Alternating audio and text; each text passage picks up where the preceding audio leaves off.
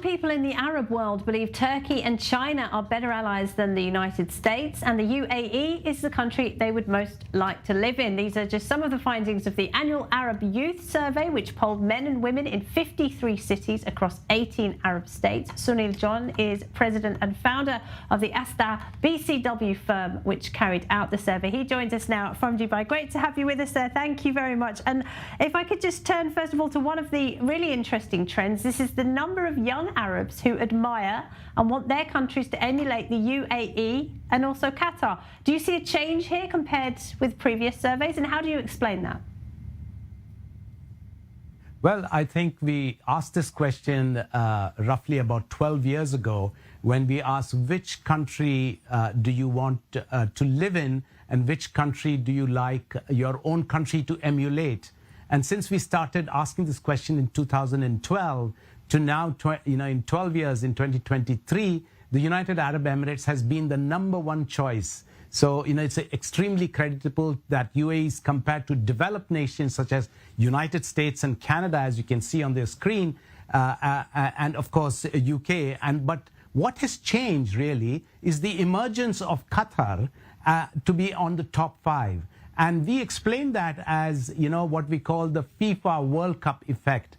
I think during November and December, Qatar was the toast of the entire Arab world. It galvanized the Arab world together in a sport that young people are very passionate about. So that's the change we see. Once you've had Messi in town, it's hard to beat that, isn't it? And another factor, and one that is likely to come as a big disappointment to Israelis, is that 86% of young Arabs still see Israel as a strong enemy or something of an enemy. But the picture is a bit more complicated inside other countries. The UAE, Egypt and Morocco, support there for normalization is higher, isn't it? Yeah, but you can look at 86% in 2023, but in 2017, it was only 3%. 11% jump in that period of time, I think, is a brilliant move up. From earlier, kind of perceptions of enmity. I think I would look at it as a glass half full rather than half empty. And I think, Israel has the Abraham Accords have changed the picture completely. And you can see in the United Arab Emirates, 75% of the people support a greater diplomatic and trade relationship with Israel. And in September, it's going to be 3 years since the Abraham Accord. It's changing. Egypt is 73%, Morocco is 50%. And I think, when you look at this picture 10 years back and now, you're seeing a dramatic change here. And I think it will further improve. So the region is going through a dramatic change in geopolitics. I think foreign actors need to prove themselves to be honest brokers. They need to show value to the people. And I think young people will start believing in it and changing it. They have young minds. They change them. They are flexible. And of course, the old unipolar dominance of the United States or the European countries are changing dramatically as well.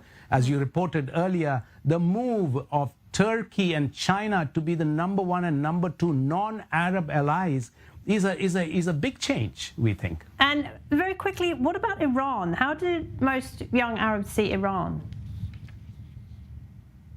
I think Iran has traditionally been seen as well as an adversary to the region, but there are pockets of big support coming from Iran, particularly from the Palestinian territories as well as in Syria. Nearly 75% of the people consider Iran as an ally, 60% from the Syrian territories as well. There are pockets of support for Iran in other parts, and it kind of swings the vote. So you can see that Iran is being seen as an adversary in most parts. But things, when we ask them, how do you see the future, tensions between Israel and Iran and Western countries, how do you see this, how will this end? And 60% of the Arab youth said it's going to end in a military conflict. Do they see the protests on the streets moving on? They even think of a probable military coup, or even, and they don't see the protests, kind of stopping in the near future as well. So the picture of how they see Iran is a bit gloomy, but there are pockets in the Arab world where they have very strong support.